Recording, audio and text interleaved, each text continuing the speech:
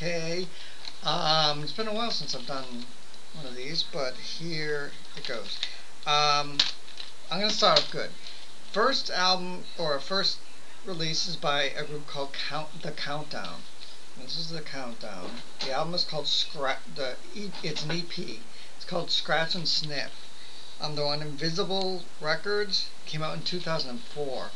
I actually I they started so strong. Like the first song was so like synth pop, very like 84, very like orchestral maneuvers in the dark, sort of like very 80s pop. Like I mean 80s new wave, like it had like that very like I mean it's so good.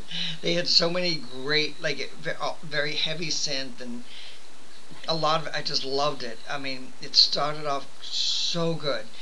Um, it ended also very good. So there's 7 songs on this, and one of them is a remix of a song called um, "Human Resources," and that to me was kind of the weakest track, though they have it in the original version and then a remix version. That to me was the weakest track. I liked the first song and the last song the best.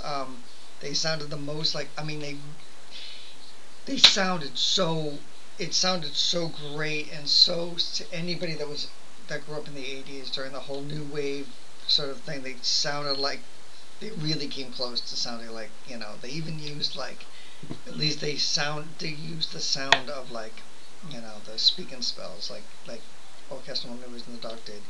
And it was, they really got that. It kind of reminded me of the Scissor Sisters also, but I think that's just because there's a female voice that does backup and then also lead, just like the Scissor Sisters. Um, but I just really liked. There's a couple, like songs. They got a little like this song, the Countdown song, or whatever it is, Human Resources. It's sort of like there's still a heavy 80s influence, but there's a lot of today pop in it as well. Like I think that was what they were probably using to sell this. But I like it. That aside, the other songs on it were very kitschy and very mid 80s. So anybody that watches this was probably nobody from um, that period. But in music. I love that in music because it's so kind of like cheesy and synthy, and it just makes me miss how sort of light and frivolous when things were just not as serious as it is now. And it was just so, But yeah, so this had a great early Depeche Mode, early like all that sort of like synthy, like literally like very like deep, deep, deep, deep, like real cheap, like one finger keyboard playing like Duran Duran, like I love it. There was a few songs that brought me right back to like high school. I don't know how old are you? No, but like high school or junior high and high school. Listening to all that shit stuff, and I have such a fondness for it, so I like it. The EP is called The Countdown. Oh no, the group is called The Countdown. The album is called Scratch and Sniff. I like the title. Um, and that's it right there. And it's from Invisible Records, 2004. Do not know whatever happened to these guys. If they're still around, maybe they're still doing something interesting. I should look them up to see what they're doing. But this is a very good release. I'll give this a 3-star because I really, really, I mean, the first song I was blown away. I loved it so much. But it got some parts weren't as good. It's funny because I love the first song and I love the last song. So what's sandwiched is great. The bread is really good, but the meat inside isn't as cool. I don't know. I had a lot of fun with this. I was glad I picked it up. Like 99 cents. I loved it. It was definitely iPod material. Little nice green jello in the back. Gotta love that. Anyway, so 3 stars for The Countdown. I wish if they tried to be more, if they kept the synth part, the computer parts and the keyboards and stuff up, and didn't try to get a little pop rocky, which is what was the problem with some of the other songs, was they kind of tried to mix in guitar and bass and what traditional songs that's the sound of my computer. It just keeps opening up and ejecting things that it doesn't need to eject because it doesn't exist. There's nothing in there. I don't know. The computer's fucked. All right, so 3 stars for the countdown. The next CD is, oh man, the album is called God's Assassins. They're a rap band, and I cannot figure out the name because it's written in this weird font. The title's not written in a weird font. It's my hand. Oh my God, is it Mexicana? I don't know, which is completely pointless for me to even review this. It came out in 2001, Real Time Records. I'm going to give this a 2-star. I should give it an extra star because I can't pronounce the name. It's rap music, but it's like Mexican rap music. Very little of it is rapped in English. There is on track 2 an appearance by Krs-ONE, who I actually really like. So, and I'm not a big rap fan, but I do like Krs-ONE. I liked a lot of his rap back in the day when rap actually meant something, and I liked hearing his voice again. I'm sure Krs-ONE is still putting out stuff, at least in the underground and stuff. I'm not that big on hip hop or the scene. It's, so I don't really know what's going on. But the song with him in it, I was really psyched because it was nice to hear his voice in a new song. Because he has a great voice, I think. He has a really good sort of like a Chuck D, kind of like a demanding, I like it. I just like it. So it has a really good song with Krs-ONE on it. So that gives it another vote for me. So I'm going to give this a 2-star because I usually don't like hip hop, and this I did like. The songs that didn't have Krs-ONE had their beats and sounds that they were using were better than your average because they used like a salsa. They would use like salsa music and then throw in some like heavy bass and drums and that sort of thing. So I like the sort of like Mexican side to them, and I like the nods to their heritage in their sound. So I like this. I liked this album. 2 stars, I'd say.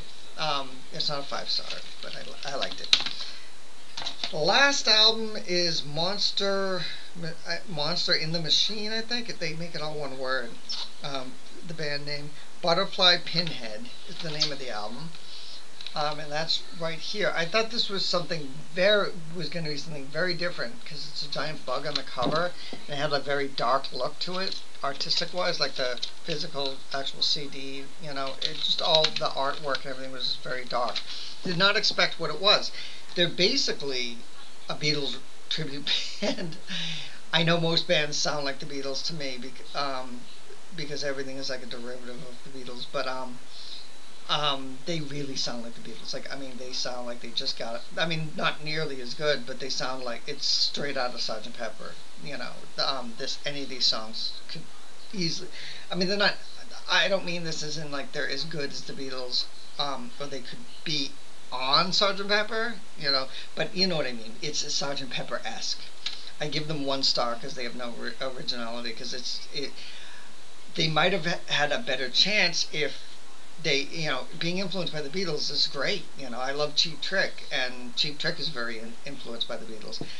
I'm a huge Cheap Trick fan, and if you listen to Cheap Trick, you can hear the Beatles' influence, but they never make them sound like Beatles, which is the key. You can hear people. I can hear like Bowie reference, people that are really into Bowie, bands that are really into Bowie, but the idea is to be influenced, not copying. Like I've heard a lot of bands that sound a lot like Queen. Queen, Bowie, Beatles. These are all my favorite bands, but but I hear a lot of that in today's music, and especially all that grunge crap that came out. They were all those grunge bands were just like rip-offs of Cheap Trick. They were all like, Smashing Pumpkins. Come on, let's face it. They're a Cheap Trick band. They're a Cheap Trick tribute band, like Monster Magnet Machine or whatever they are. Monster in the Machine is the Beatles. it's just they didn't try to make it their own, like with their own blending, their own sound and style with an influence, a heavy Beatles influence. They just basically wrote songs that they thought Paul McCartney and John Lennon would write, or George Harrison would write if they were higher than they usually were. I don't know, because these aren't as good as the worst Beatles songs, which isn't saying that much. Okay, so I'm gonna give this a 1 because it's not very original and it's not very good. It's okay, but it's not very good as far as like their own identity as a band. I still have no clue what they're like because they sound so much like their influences. So 1 star for Monster and the Machine. The big the big winner is The Countdown. They got 3 stars, which Scratch and Sniff still love the title because it's great early 80s synth pop, or at least inspired by that, and I have such a fondness for that that I'm happy about it. I'm happy about my fondness for it. Anyway, I also bought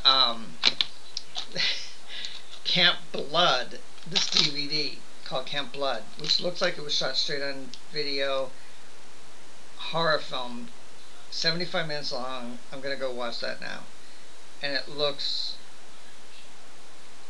It says it can be viewed in 3D with special glasses. It just looks so bad. I can't wait because I love. I mean, DVD. This cost me $2.99. DVDs have like it's great because it's like video. There's so much crappy films that like especially in the horror genre, like people just throw it like, oh, let's find 5 of our friends with a video camera and we'll film them and we'll just kill them, you know, one by one. We'll just pour blood. They don't even really have good gore in them, but I just like watching them because they're fun. Anyway, I'm gonna go do that. So goodbye.